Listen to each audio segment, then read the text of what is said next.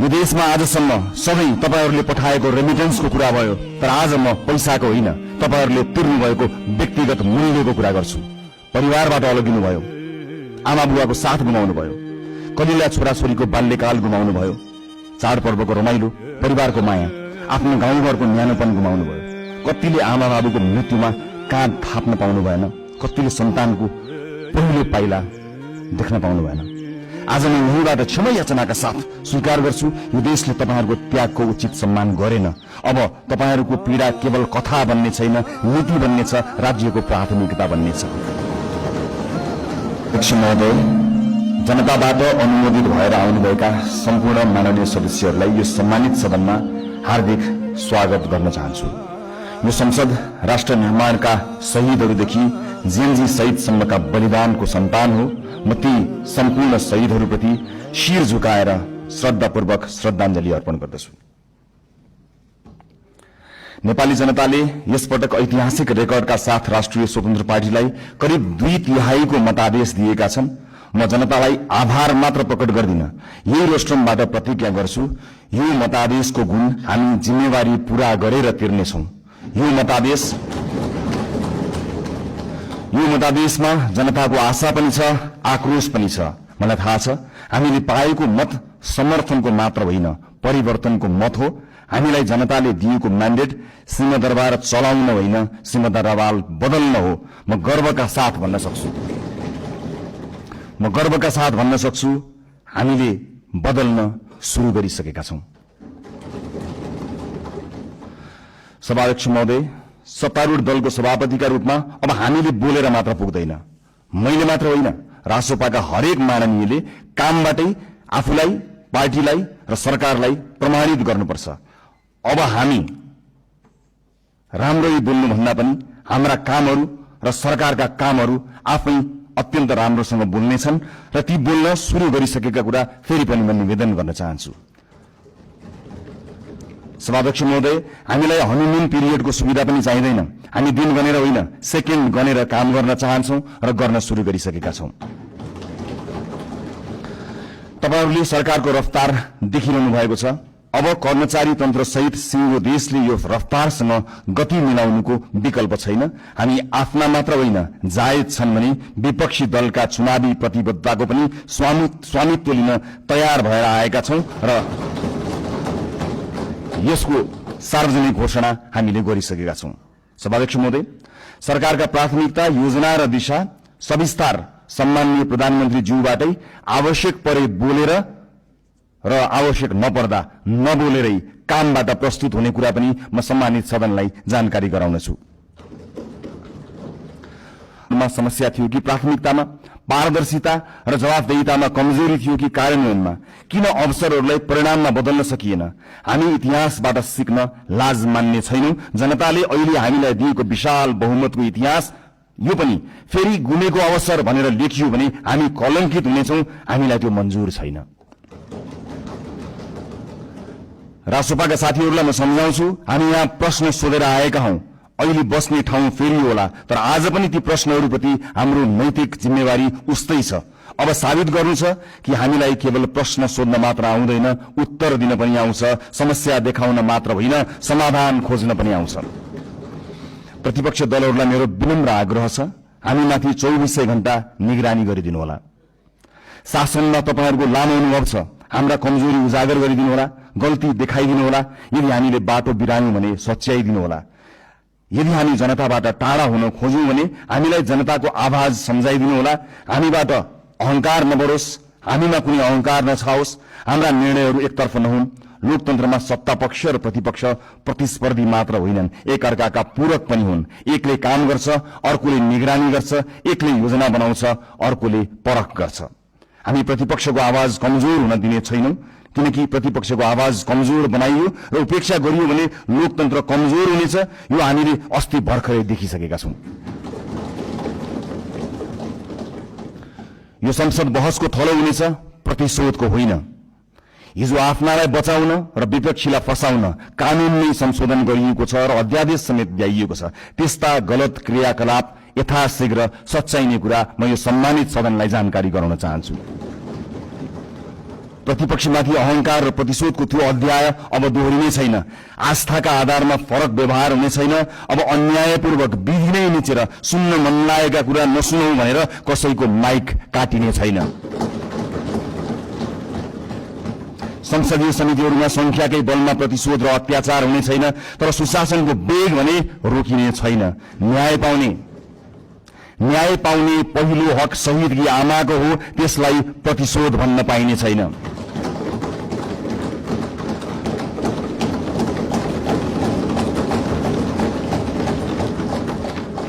यो सरकार जेनजी विद्रोहको पनि सन्तान हो। हिजो संविधान र कानूनको आवरणमा नेता र पार्टीका सिफारिसबाट नियुक्ति लिएकाहरूले स्वैच्छिक रूपमा राजीनामा दिँदै विधिको पालना गर्नमा सहयोग गरिदिनु हुन म अपील गर्न चाहन्छु। सरकार नयाँ नीति, कानून, मापदण्ड र मान्यताका आधारमा स्वच्छ र प्रतिस्पर्धात्मक नियुक्ति प्रक्रिया लागू गर्न चाहन्छ। हिजो नियुक्ति लिएका सार्वजनिक सेवा र निकायका पदाधिकारीहरूले स्वेच्छाले मार्ग प्रशस्त गरिदिनु हुनेछ भन्ने अपेक्षा पनि गर्दछु। सभाध्यक्ष महोदय, छिमेकी राष्ट्र र मित्र राष्ट्रसँगका सम्बन्धलाई सड़कमा लैजाने र सत्ता छाड्न परेपछि विदेशी चलखेल भन्ने गैर जिम्मेवार र सस्तो खेल अब हुने छैन। प्रतिपक्षलाई समेत साथमा लिएर हामी मित्रवत, सहकार्यपूर्ण र पारदर्शी परराष्ट्र नीति तय गर्नेछौं। त्यो रणनीतिक र दीर्घकालीन सोचमा आधारित हुनेछ। व्यापार, लगानी, शिक्षा, पर्यटन र प्रविधि मैत्री हुनेछ। त्यसले पहिला राष्ट्रहित र त्योसँगै अन्तर्राष्ट्रिय सम्बन्धमा विश्वास र स्थायित्व सुनिश्चित गर्नेछ। स्वदेशी र विदेशी लगानीकर्तालाई यही रोस्ट्रमबाट मेरो अपील छ, अब नेपाल लगानीका लागि पूर्ण सुरक्षित छ, किनकि राजनीतिक स्थिरता, कानूनी सुरक्षा र पारदर्शी प्रशासनको हामी ग्यारेन्टी गर्छौं। प्राकृतिक स्रोत र युवा जनशक्तिको यो देशमा अभाव छैन। म गैर आवासीय नेपाली दाजुभाइ दिदीबहिनीहरूलाई अपील गर्छु, नेपालमा केही गरौं। तपाई नेपालको आर्थिक विकासमा जोडिनुहोस्। हामी एक पटकको नेपाली, सधैँको नेपालीको बाचा पूरा गरेरै छाड्छौं। नेपालको विकाससँग तपाईको पुँजी, सिप, अनुशासन र आत्मविश्वासलाई जोड्न जे गर्नुपर्छ हामी त्यही गर्छौं, जसरी पनि गर्छौं। तपाईहरुको लगानी सुनिश्चित बनाउनेछौं। तपाईहरुको सम्मान, माफियाहरूले बिगारेको व्यावसायिक वातावरण हामीले सुधार गर्न शुरू गरिसकेका छौं। नीतिहरू अब बजारमा बेचिने छैनन्, निर्णयहरू कसैको दबावमा बन्ने छैनन्। व्यावसायिक क्षेत्रमा तपाईहरुले अनुभव गरेको असुरक्षा, अनिश्चितता र दबाव सधैँका लागि निष्पक्षता र व्यावसायिक स्वतन्त्रताको जिम्मा हामी लिन्छौं, सरकारले लिन्छ। म एउटा प्रसंग यहाँ प्रस्तुत गर्न चाहन्छु। उहाँका विषयमा विवाद आउँदा थाहा छैन उहाँले गल्ती गर्नुभयो गर्नु भएन, तर उहाँले माफी माग्नुभयो। यति छिटै माफी माग्नुभयो। भन्नुभयो मबाट त्यस्तो गल्ती भयो जस्तो मलाई लाग्दैन, तर गल्ती भएको रहेछ भनेर माफी माग्नुभयो। महादेव सिंह सदनबारहरूमाथि युगौं युगसम्म गरिएको अन्यायको लागि हामीले माफी माग्यौं।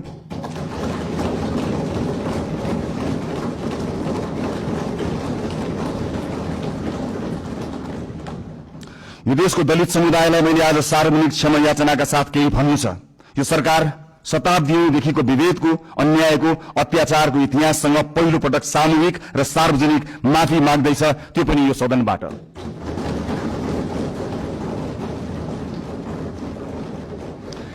आजसम्मको विभेद सामाजिक गल्ती थिएन, संगठित अपराध थियो। यो देश किन बनेन थाहा छ? किनकि जसका हातमा सिप थियो तिनलाई हामीले अछुत मान्यौं। अब कुनै पनि नेपाली जातका नाममा झुक्नु पर्ने छैन। म सिङ्गो पार्टी, सम्माननीय प्रधानमन्त्रीज्यू, सरकारको तर्फबाट पनि माफी माग्छौं र यो माफीको मूल्य अब न्यायले गर्नेछ भन्ने कुरा पनि सुनिश्चित गर्न चाहन्छु।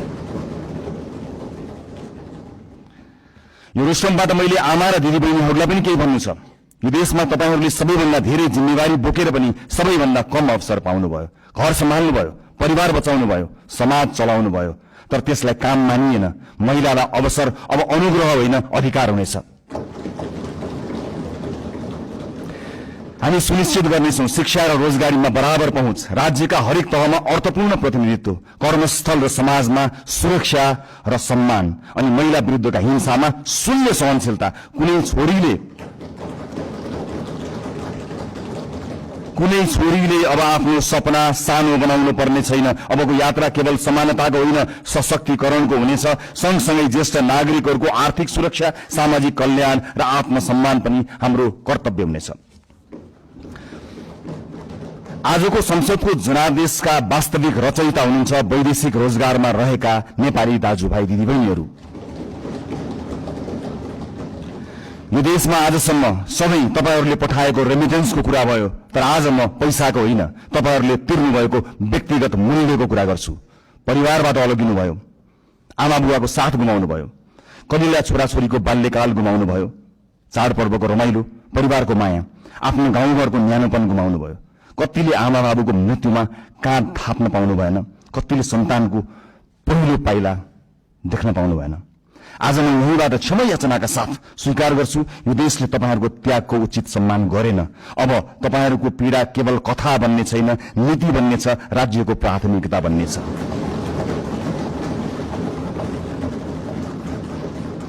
बिचौलिया र श्रम माफिया अब कारबाहीका भागीदार हुनेछन्। अबको नीति तथा कार्यक्रम र बजेट तपाईहरूको हुनेछ। खाडी क्षेत्रमा अब जाने हाम्रा राजदूतहरू बिचौलियासँगको डिनर टेबलमा होइन, श्रमिकका शिविरहरूमा भेटिनेछन्।